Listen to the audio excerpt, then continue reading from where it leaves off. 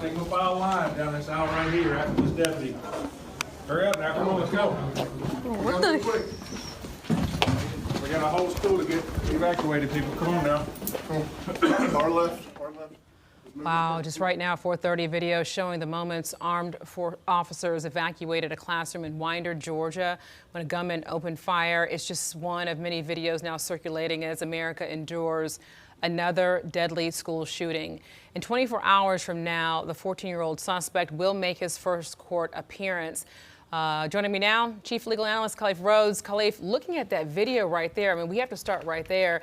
As the officers are coming in, talking to those students, I mean, that was more, I guess, abrupt than I would have thought it would be in the light of all this emotion that one of your classmates could be dead. What I can tell you as a parent of four, I had my kids watch a movie this summer that showed something similar to this, a short movie, about maybe 15 minutes, and it got them prepared for a situation like this. And I could not imagine. This is the worst type of nightmare that you could have as a parent, as a teacher. I come from a teaching family, mother-in-law, sister, both teach in Georgia. So when this was happening, I'm like watching, like, wow, this could have been their city, their town that was that close. But as a parent, I'm glad that the law enforcement got in there, ensured that those kids were safe. But this is traumatic, and this is happening, as you mentioned in the open, time and time again. This is another mass shooting at a school. Exactly. We know right now the 14-year-old will be charged with murder as an adult. The Atlanta FBI says that he was actually interviewed when he was 13 years old. They showed up at his door, asked his parents some questions, but at that time didn't have enough information to charge the 13-year-old, then 13-year-old, now 14-year-old with anything.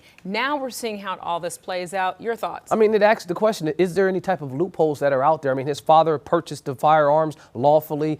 He came on a number of individual agencies' radars. They did the investigation with him, and as they indicated, there was no probable cause, because for there to be probable cause to charge someone, you have to have committed a crime, and it has to be likely that you're the person that did it. At the time, there was no crime. Just making, statements online, it's not communicating threats. And so, smarter folks than me need to get into the room to find ways to get to the root cause of how you can stop these things, because it seemed like everything in this situation was done right. You recognize that there's a person that's a potential threat. You get the agency, the Federal Bureau of Investigation, to go out there and investigate the situation, and yet still somehow this person gets to a firearm in his hands and uses it to do this mass killing. And so it seems like there is something that is missing, even though there's calls for gun reform on one side. There's calls for no reform, or at least lesser type of reform on the other side. But somewhere in the middle, there seems to need to be an answer, because even if you follow the protocol, you check the boxes that are responsible in this situation, casualty still occurs. Right. And when you talk about where this happened, what we're hearing so much coming from the stories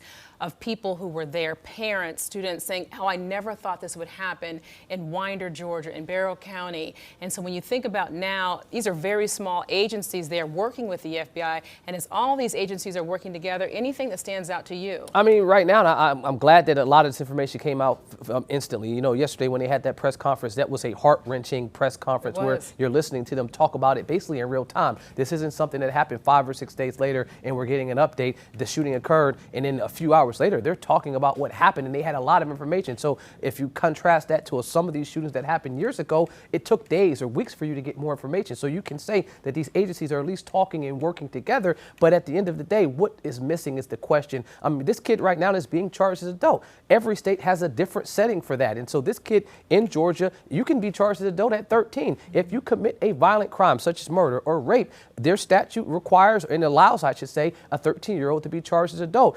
Every state is not the same, but in this situation, that's what will apply. And I will be watching this case with both eyes open to see what the outcome is after this. I mean, Governor Kemp said down there, said specifically, this isn't a time for policy or to address it. But if you look at it right now, there has to be a time to talk about it. So hopefully this opens the door for dialogue. Yeah, unfortunately, we say that after every shooting. Khalif Rhodes, thank you so much for your insight as always.